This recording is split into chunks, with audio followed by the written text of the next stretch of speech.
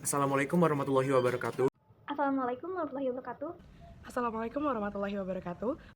Assalamualaikum warahmatullahi wabarakatuh. Selamat pagi teman-teman, nama saya Maulana Anwar Sidik dengan NIM 22114-22003. Saya dari Prodi Sastra Inggris. Terima kasih.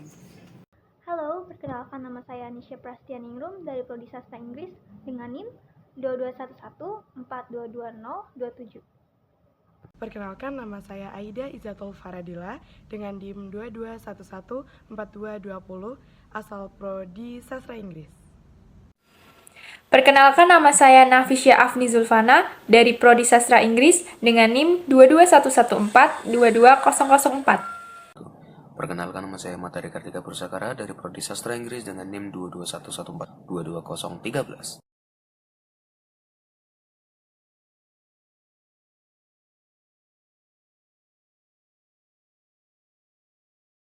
Untuk mengawali pembahasan pada kali ini, saya akan terlebih dahulu menjelaskan definisi ejaan menurut beberapa ahli dan Kamus Besar Bahasa Indonesia atau KBBI. Menurut Yunus Abidin pada tahun 2010, ejaan adalah aturan yang melambangkan bunyi bahasa menjadi bentuk huruf, kata, serta kalimat. Menurut Ida, pada tahun 2010, ejaan adalah keseluruhan peraturan bagaimana melambangkan bunyi ujaran dan bagaimana hubungan antara lambang-lambang itu. Menurut Kamus Besar Bahasa Indonesia atau KBBI, ejaan adalah kaidah cara menggambarkan bunyi-bunyi atau kata, kalimat, dan sebagainya dalam bentuk tulisan atau huruf-huruf serta penggunaan tanda baca. Materi selanjutnya, fungsi ejaan. Fungsi ejaan yang pertama adalah sebagai landasan pembakuan tata bahasa. Penggunaan ejaan dalam tulisan bahasa akan membuat tata bahasa yang digunakan semakin baku. Yang kedua, sebagai landasan pembakuan kosakata serta istilah. Tidak hanya membuat tata bahasa semakin baku, ejaan juga membuat pemilihan kosakata dan istilah menjadi lebih baku. Yang ketiga, penyaring masuknya unsur bahasa lain ke bahasa Indonesia. Ejaan juga memiliki fungsi penting sebagai penyaring bahasa lain ke bahasa Indonesia, sehingga dalam tulisannya tidak akan menghilangkan makna aslinya. Terakhir, membantu pemahaman pembaca dalam mencerna informasi. Penggunaan ejaan akan membuat penulisan bahasa lebih teratur. Hal ini membuat pembaca semakin mudah dalam memahami informasi yang disampaikan secara tertulis. Materi selanjutnya, sejarah ejaan bahasa Indonesia. Yang pertama, ejaan Van Ophusen. Ejaan ini merupakan pedoman resmi ejaan pertama yang diterbitkan pada tahun 1901. Bahasa Indonesia waktu itu masih disebut sebagai bahasa Melayu. Disusun oleh orang Belanda bernama Charles A. Van Ophusen dan dibantu oleh Engku Nawawi gelar Sultan Makmur dan Muhammad Thoib Sultan Ibrahim. Ejaan ini sejatinya memang merupakan ejaan bahasa Indonesia yang modelnya dapat dipahami oleh orang Belanda. Lalu, ejaan Swandi. Ejaan Swandi atau ejaan Republik diresmikan pada tanggal 19 Maret 1947 berdasarkan Surat Keputusan Menteri Pendidikan, Pengajaran, dan Kebudayaan Republik Indonesia nomor 264-BHG-A. Ejaan ini disusun oleh Mr. Raden Suwandi yang pada saat itu menjabat sebagai Menteri Pendidikan, Pengajaran, dan Kebudayaan. Pembaharuan dari ejaan Suwandi terletak dalam penggunaan diftong atau gabungan dua huruf vokal, OE yang diganti menjadi huruf U. Kata ulang yang boleh ditulis dengan angka 2 dan dihapuskannya tanda apostrof. Berikutnya, ejaan pembaharuan. Melalui Kongres Bahasa Indonesia II di Medan tahun 1954, Profesor M. Nyamin menyarankan agar ejaan Suwandi disempurnakan. Pembaharuan yang disarankan panitia yang diketahui Priyono dan E. Katopo antara lain membuat standar satu fonem satu huruf dan diftong AI, AU, dan OI, dieja menjadi ai, au, dan oi. Selain itu, tanda hubung juga tidak digunakan dalam kata berulang yang memiliki makna tunggal, seperti kupu-kupu dan alun-alun. Pada penerapannya, ejaan ini tidak kunjung diresmikan dalam undang-undang. Lalu, ejaan Melindo atau Melayu Indonesia. Ejaan ini disusun pada tahun 1959 atas dasar kerjasama Indonesia dan Persekutuan Melayu. Hal ini bertujuan untuk menyatukan unsur ejaan antara dua negara, yaitu Indonesia dan Malaysia.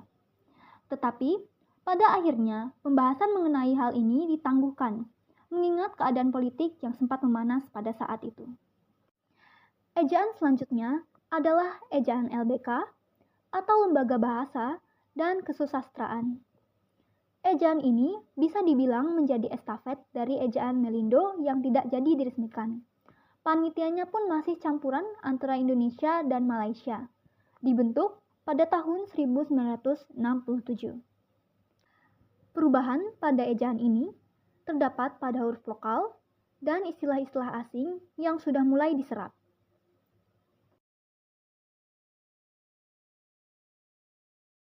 Tahap selanjutnya yaitu ejaan yang disempurnakan atau EYD.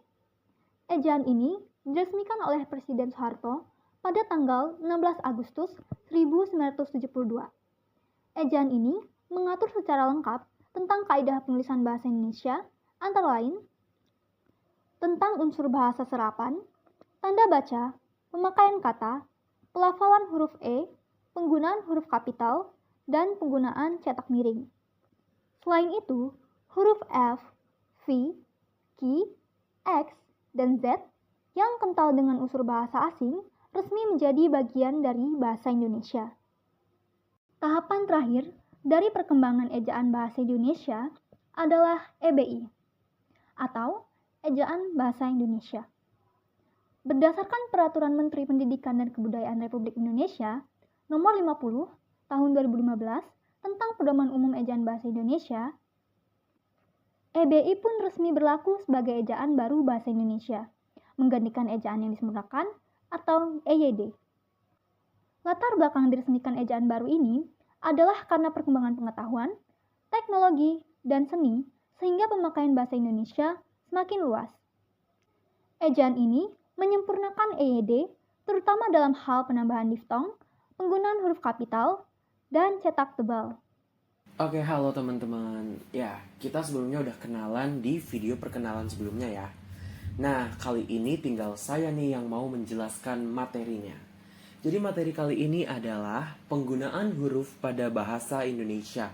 Seperti yang teman-teman lihat ya, di slide PPT-nya itu sudah tercantum beberapa materi yang akan saya jelaskan ke depannya. Oke, nggak usah lama-lama, kita langsung aja. Jadi yang pertama itu ada huruf abjad. Ya, saya yakin teman-teman udah pada kenal ya sama huruf abjad, yaitu huruf dari A sampai Z, huruf alfabet ya. Di situ teman-teman bisa lihat ada huruf kapital dan juga non kapital. Oke, kita lanjut lagi ke slide selanjutnya. Kemudian di sini ada huruf vokal teman-teman. Teman-teman juga pasti udah kenal ya sama huruf vokal. Di bahasa Indonesia huruf vokal itu ada 5. A, E, I, O, U. Nah, setelah itu kita lanjut lagi ke slide selanjutnya. Kalau tadi ada huruf vokal, berarti sekarang ada huruf konsonan. Di huruf konsonan itu berarti sisa huruf abjad dikurangi dari huruf vokal yang 5 tadi.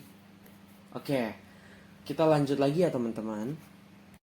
Nah, ini nih huruf diftong. Kira-kira teman-teman itu tahu belum ya diftong itu apa? Jadi, diftong itu gabungan dari 2 huruf vokal. Dalam bahasa Indonesia, diftong itu terdapat 4. Yang pertama I, kedua au, ketiga e, dan keempat oi. Kita langsung lihat contohnya ya teman-teman. Huruf diftong yang I itu contoh di awal posisinya ada pada kata aileron. Untuk yang di tengah ada bailirung. Yang akhir pandai. Untuk au itu contohnya autodidak. Yang di tengah taufik, kemudian yang di akhir itu harimau. Untuk E sendiri Contohnya yang di awal ada Eigendom, kemudian yang di tengah ada geyser, dan yang di akhir ada survey. Nah, tapi untuk diftong oi itu tidak ada penempatan di posisi awal kata. Adanya di tengah dan di akhir. Untuk yang di tengah, contoh katanya adalah boykot, sedangkan untuk yang di akhir, contoh katanya adalah amboy. Nah, udah tahu kan? Sekarang kita lanjut ke slide selanjutnya. Kalau tadi diftong itu gabungan dari huruf vokal, sekarang gabungan dari huruf konsonan. Di bahasa Indonesia itu ada 4 gabungan dari huruf konsonan. Yang pertama itu K dan H. Itu contoh katanya langsung saja ya teman-teman. Di posisi awal ada khusus, di tengah ada akhir, kemudian di akhir itu ada tarik. Untuk yang kedua, NG. Ini biasanya dibaca eng.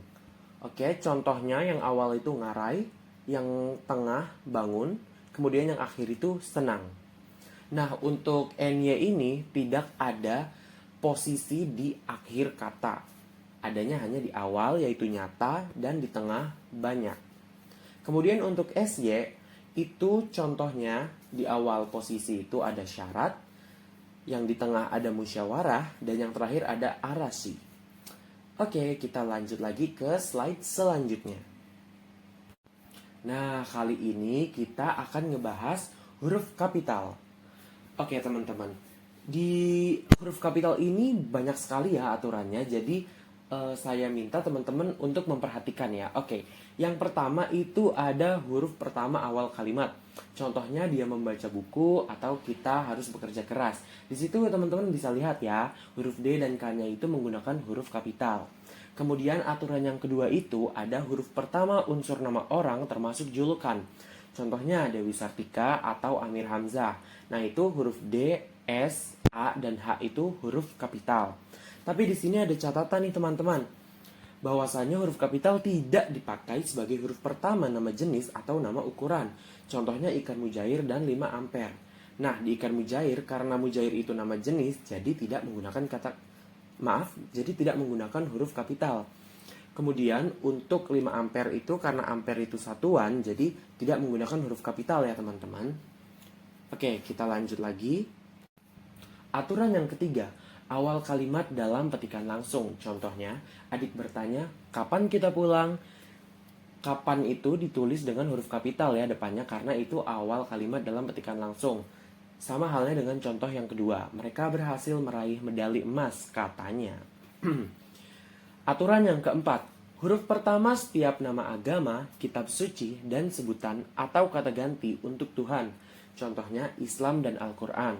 Kemudian ada juga Allah akan menunjukkan jalan kepada hambanya.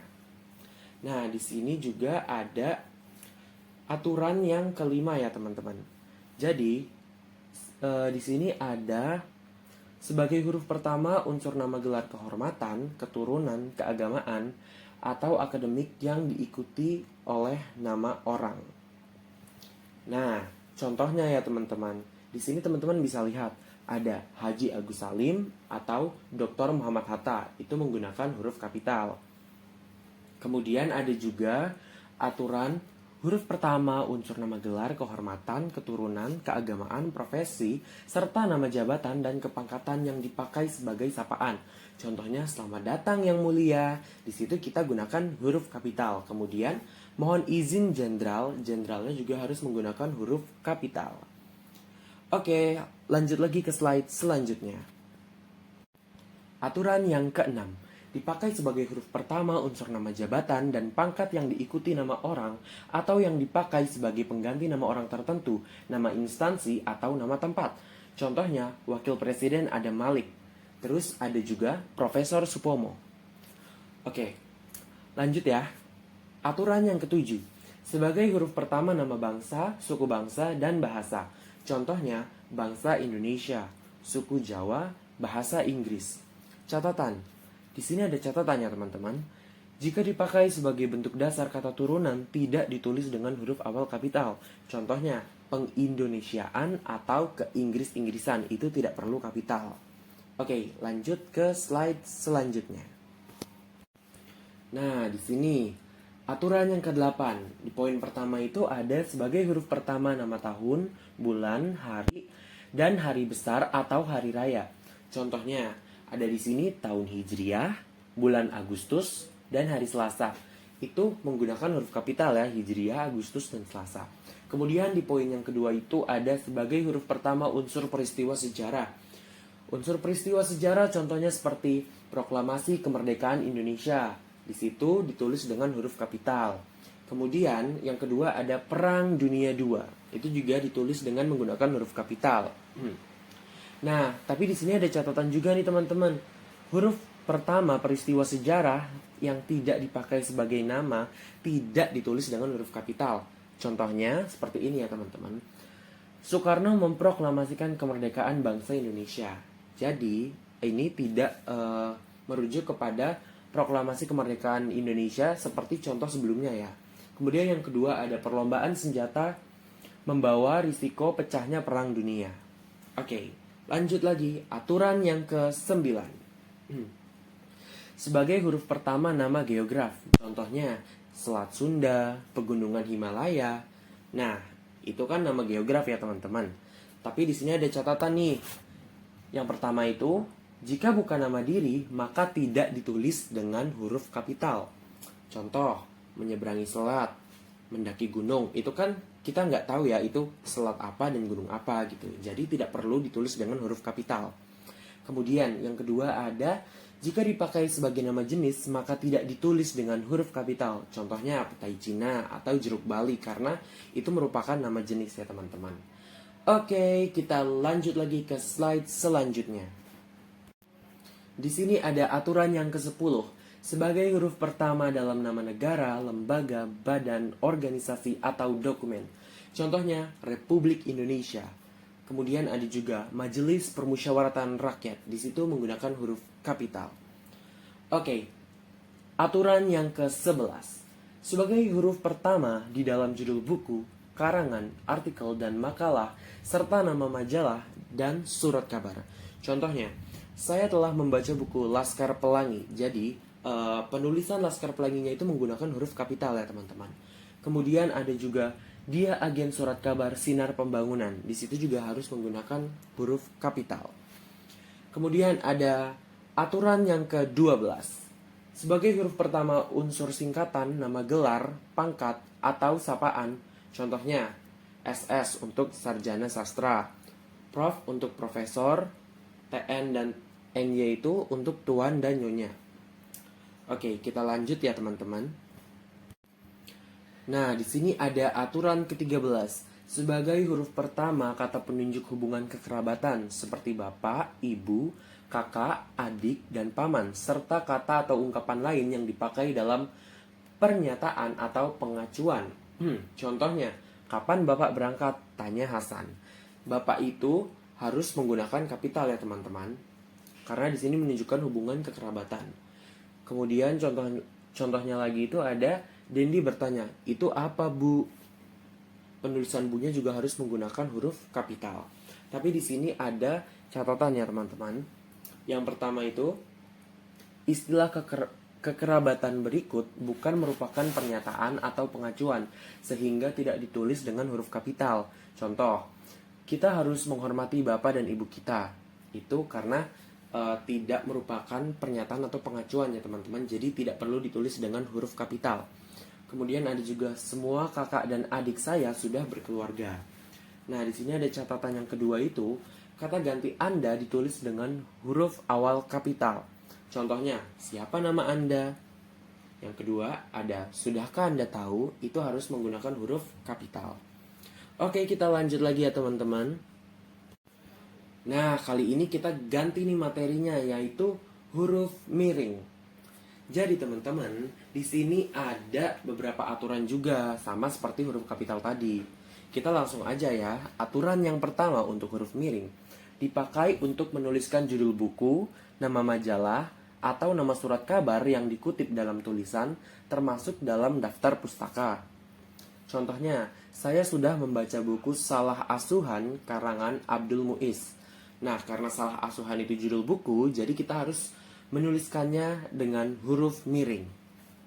Oke, lanjut lagi. Berita itu muncul dalam surat kabar Cakrawala. Itu juga harus ditulis dengan huruf miring.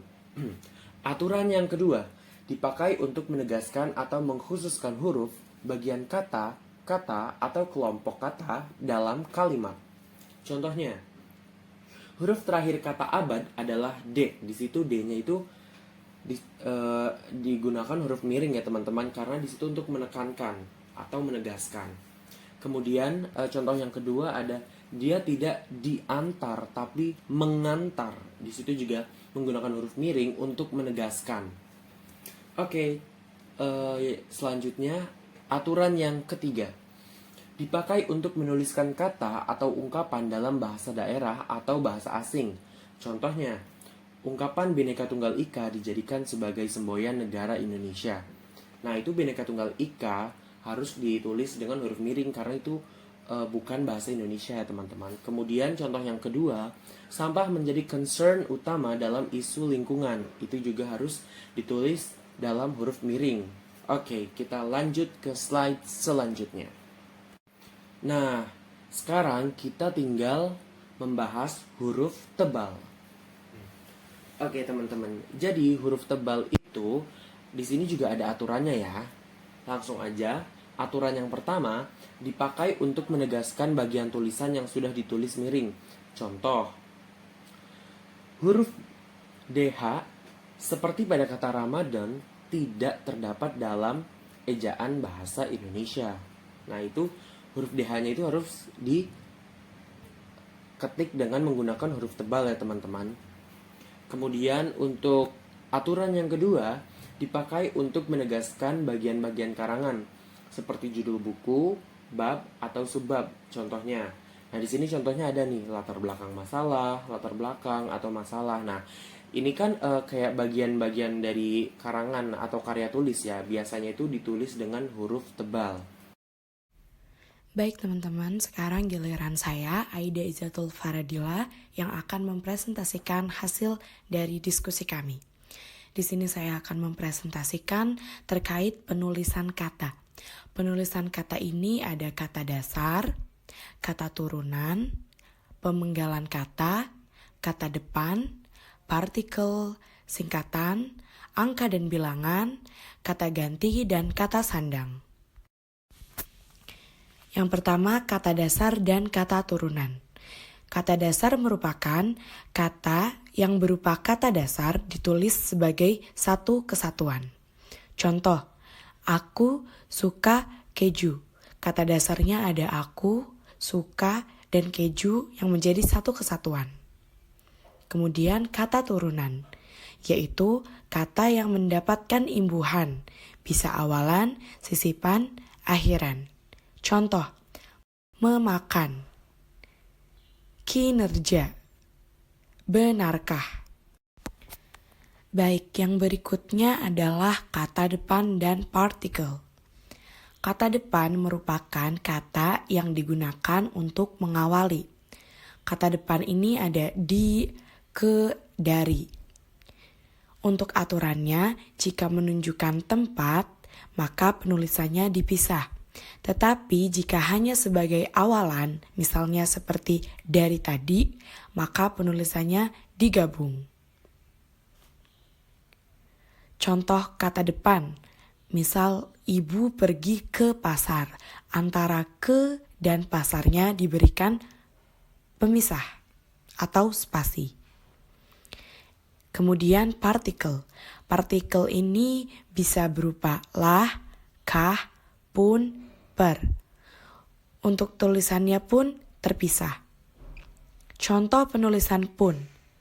Apapun yang dimakan, ia tetap kurus. Antara kata apa dan kata pun diberikan pemisah. Kemudian per, yang berarti mulai atau tiap. Contohnya, harga kain itu 2 juta per meter. Antara kata per dan meter diberikan pemisah. Selanjutnya adalah singkatan. Singkatan merupakan bentuk yang dipendekkan yang terdiri atas satu huruf atau lebih. Singkatan ini bisa berupa singkatan nama orang, nama resmi lembaga pemerintah, atau satuan ukur. Contoh dari singkatan nama orang yaitu Muhammad Yamin, disingkat menjadi Muh.Yamin. Kemudian nama resmi dari lembaga pemerintah yaitu DPR, Dewan Perwakilan Rakyat.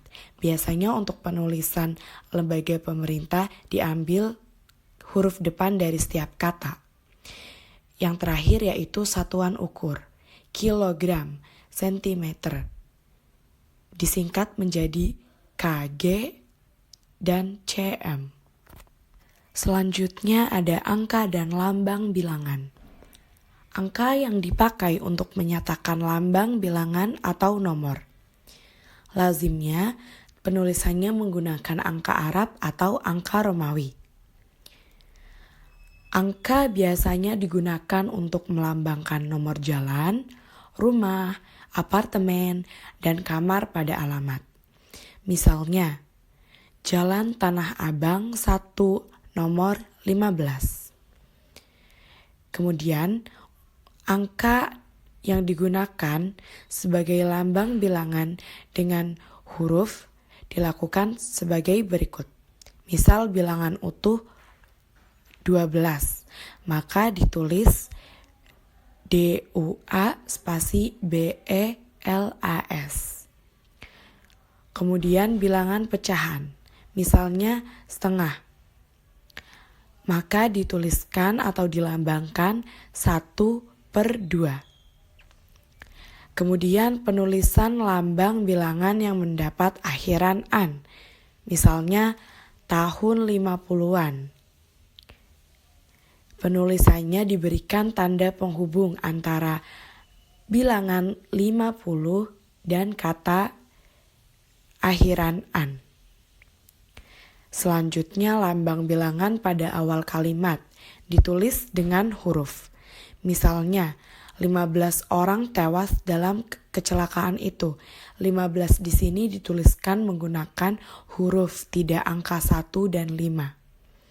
Yang terakhir, jika bilangan dilambangkan dengan angka dan huruf, maka penulisannya harus tepat. Biasanya ditemukan di kwitansi.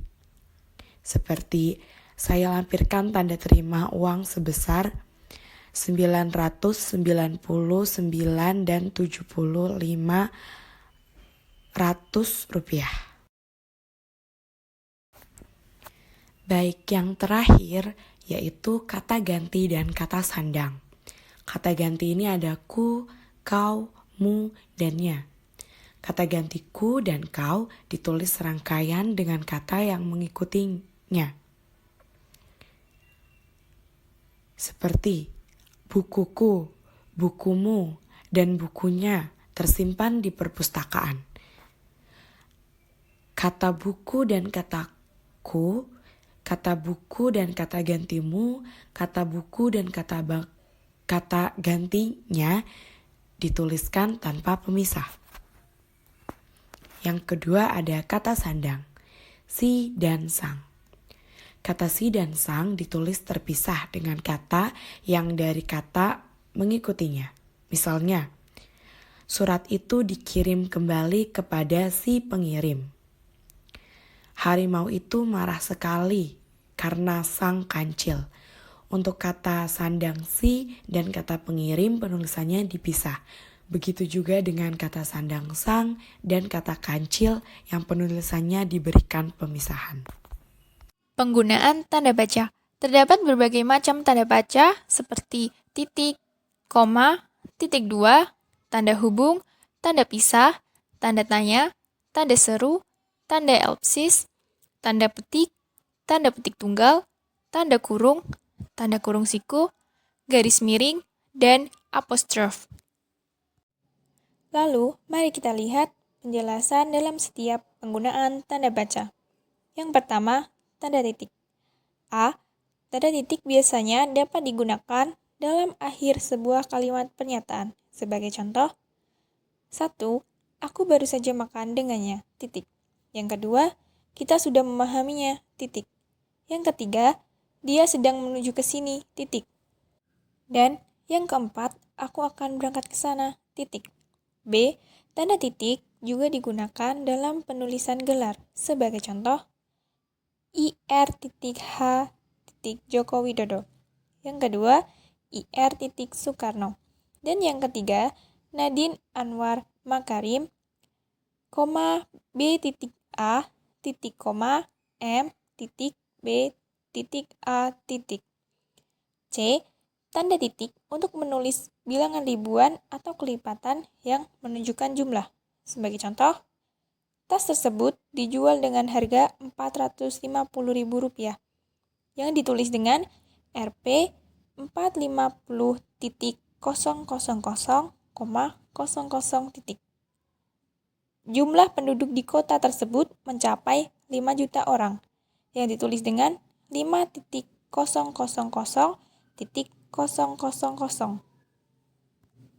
D. Tanda titik tidak digunakan pada akhir judul dan subjudul. Sebagai contoh, pelestarian alam dan binatang di sekitarnya. Cara memanfaatkan limbah plastik untuk didaur ulang kembali. Kedua kalimat tersebut tidak menggunakan titik karena kedua kalimat tersebut merupakan sebuah judul. E. Tanda titik tidak digunakan di belakang angka terakhir pada deret nomor dalam perincian. Sebagai contoh, bab 1 pendahuluan, 1.1 latar belakang, 1.2 ruang lingkup masalah, dan 1.3 tujuan dan manfaat. F. Tanda titik tidak digunakan pada kata perincian yang sudah menggunakan tanda kurung. Sebagai contoh, di Indonesia terdapat beberapa bahasa seperti 1. Tanda kurung bahasa Indonesia itu sendiri dan 2. Tanda kurung bahasa daerah. G. Tanda titik tidak digunakan pada angka atau jumlah yang tidak menunjukkan jumlah. Sebagai contoh, 1. Adiknya lahir pada tahun 2001. 2001 ditulis dengan 2001. Tidak menggunakan titik karena bilangan tersebut tidak menunjukkan jumlah. Yang kedua, nomor induk mahasiswanya adalah 22330218883. Tidak menunjukkan jumlah, maka bilangan tersebut tidak menggunakan titik. Yang kedua, penggunaan tanda koma. A. Tanda koma digunakan di antara unsur perincian berupa kata, frasa, atau bilangan. Sebagai contoh, yang pertama, susu, telur, dan daging merupakan sumber protein hewani. Yang kedua, akan dihitung mulai dari 1, 2, 3, dan seterusnya. Kalimat tersebut menggunakan tanda koma karena merupakan unsur perincian berupa kata. B. Tanda koma digunakan sebelum kata penghubung seperti tetapi, melainkan, dan sedangkan. Sebagai contoh, bukan karena saya tidak suka kepiting, tetapi saya alergi jika memakannya. Kedua, jam ini bukan milik saya, melainkan milik adik saya. Yang ketiga, kamu belum mengerjakannya, sedangkan batas waktu pengumpulannya hari ini. C. Tanda koma juga digunakan dalam memisahkan anak kalimat dan induk kalimat. Sebagai contoh, kalau diberi sesuatu, saya pasti akan menerimanya. Yang kedua, karena rajin belajar, dia mendapat nilai yang sempurna. D. Tanda koma digunakan sesudah atau sebelum kata seru, seperti hai, oh, ya, atau wah, dan kata sapaan seperti pak, bu, kak, atau nak. Sebagai contoh, hai, apa kabar? Ya, aku akan datang. Bagaimana dengan yang ini, bu? E. Tanda koma digunakan sebelum angka desimal atau di antara rupiah dan sen yang menyatakan angka. Sebagai contoh, 20,5 meter, 1,5 liter, 46.000. Yang ketiga, tanda titik koma. A. Tanda titik koma digunakan sebagai kata penghubung untuk memisahkan kalimat setara dalam kalimat majemuk. Sebagai contoh, adik menyapu, titik koma, kakak mengepel, titik koma, ibu masak. B. Tanda titik koma digunakan perincian yang merupakan frasa verbal. Sebagai contoh, berusia maksimal 35 tahun, titik koma, memiliki pengalaman minimal 1 tahun, titik koma, dan siap bekerja di hari libur. C. Tanda titik koma juga memisahkan bagian-bagian perincian yang telah menggunakan koma. Sebagai contoh, kami sudah membeli beberapa makanan, koma minuman, dan camilan, titik koma, baju, koma celana, dan sepatu, titik koma, serta buku, koma pensil, koma, dan tas. Penggunaan tanda titik dua. A. Titik dua digunakan dalam akhir pernyataan yang langsung diikuti dengan perincian dan tidak digunakan jika perincian tersebut bagian kalimat lengkap. Sebagai contoh, yang harus kita persiapkan untuk berkemah, titik dua, tenda, perlengkapan memasak, obat-obatan, air minum, dan lain-lain. Saat bersekolah besok, kita diwajibkan membawa titik dua, buku gambar, pensil warna, dan penggaris. Namun, titik dua tidak digunakan jika perincian tersebut merupakan bagian dari kalimat lengkap, seperti kita hanya menulis nama, kelas, dan nomor absen. B. Tanda titik dua digunakan untuk memisahkan jam, menit, dan detik. Seperti contoh, dia berlari selama 1 jam 30 menit 45 detik yang dituliskan dengan 01.2.30.2.45. Sudah lewat 15 menit 30 detik yang dituliskan dengan 00.2.15.2.30. C.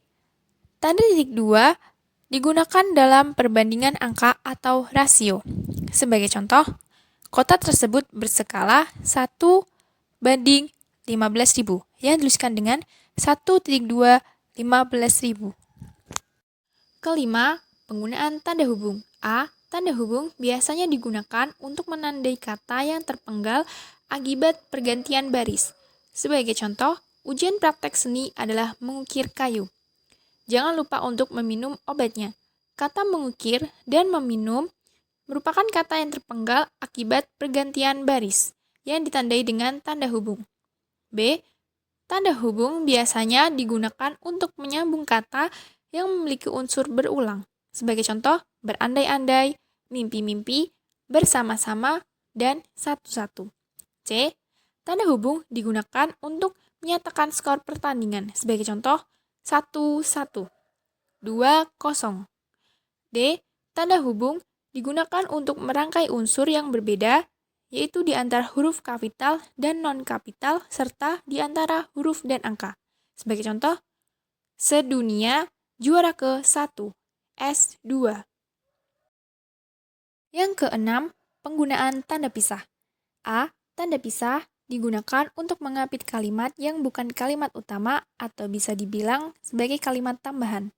Sebagai contoh, kita bisa, saya yakin jika kita bersungguh-sungguh. Jangan berhenti, pasti tercapai, maju terus hingga akhir. B. Tanda pisah digunakan di antara dua bilangan seperti tanggal, tempat yang memiliki arti sampai ke atau sampai dengan. Sebagai contoh, tanggal 1 sampai dengan tanggal 6. Hari Jumat sampai dengan hari Minggu. 2 sampai 3 hari lagi. Yang ketujuh, tanda tanya. A. Tanda tanya digunakan pada akhir kalimat tanya. Sebagai contoh, kenapa kamu tidak jadi datang? Apa kamu ada jadwal kelas hari ini? Di mana terakhir dia menaruhnya? B. Tanda tanya dalam tanda kurung menyatakan kalimat yang diragukan. Indonesia memiliki lebih dari 1.000 pulau. Ibu kota Indonesia akan pindah. Yang kedelapan, penggunaan tanda seru. A. Tanda seru digunakan untuk menyatakan atau mengakhiri ungkapan seperti kagum, kesungguhan, emosi, seruan, dan perintah. Sebagai contoh, cepat, tolong jujur, halo, wow. Halo semua, pada kali ini giliran saya Matahari Kartika Pursakara untuk melanjutkan proses presentasi. Pada slide kali ini, saya akan menjelaskan kegunaan dari tanda elipsis dan tanda petik. Yang pertama, tanda elipsis. Tanda elipsis digunakan untuk menunjukkan bahwa dalam suatu kalimat atau kutipan ada bagian yang dihilangkan atau tidak disebutkan. Sebagai contoh, penyebab kemerosotan ... akan diteliti lebih lanjut. Yang kedua, tanda petik. Tanda petik digunakan untuk mengapit petikan langsung yang berasal dari pembicaraan, naskah, atau bahan tertulis lainnya. Sebagai contoh, tanda petik merdeka atau mati.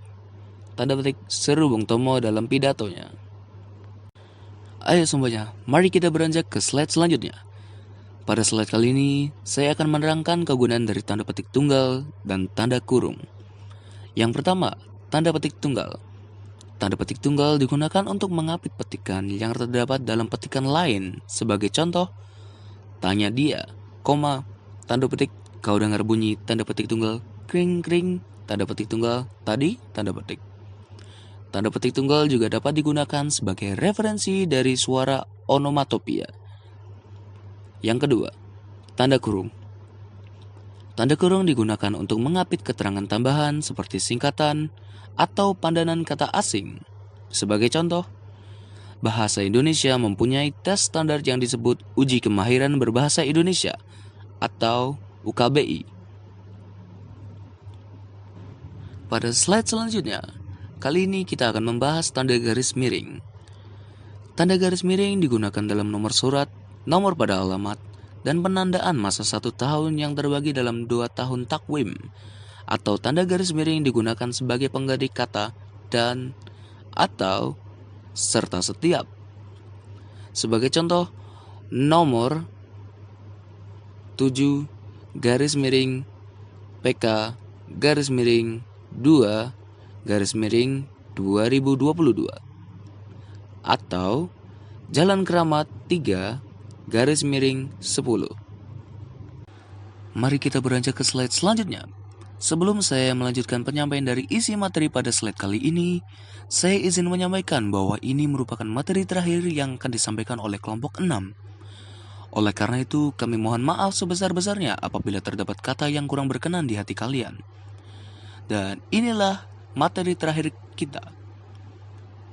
Tanda kurung, siku, dan apostrof. Yang pertama, tanda kurung siku. Tanda kurung siku digunakan untuk mengapit huruf, kata, atau kelompok kata sebagai koreksi atau tambahan atas kesalahan atau kekurangan di dalam naskah asli yang ditulis oleh orang lain. Sebagai contoh, Sang Sapurba, ment, tanda kurung siku, te, tutup tanda kurung siku, engar, atau dibaca mendengar bunyi gemerisik. Yang kedua, tanda apostrof. Tanda apostrof dapat digunakan untuk menunjukkan penghilangan bagian kata atau bagian angka tahun dalam konteks tertentu. Sebagai contoh, dia, tanda petik tunggal, kan kusurati, atau dibaca dengan dia kan kusurati. Saya izin menutup sesi presentasi kali ini. Wabillahi taufiq wal hidayah, waridhu wal inayah. Wassalamualaikum warahmatullahi wabarakatuh.